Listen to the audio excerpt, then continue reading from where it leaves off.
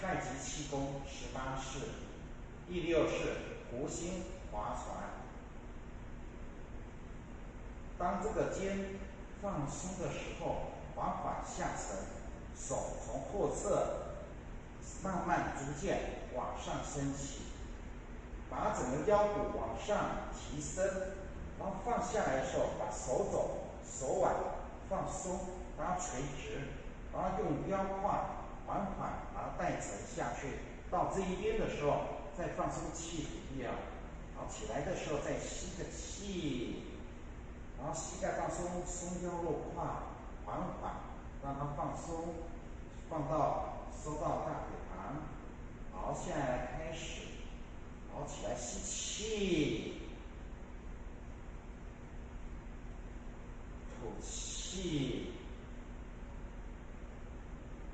吸气，吐气，吸气，吐气，吸气，吐气。1、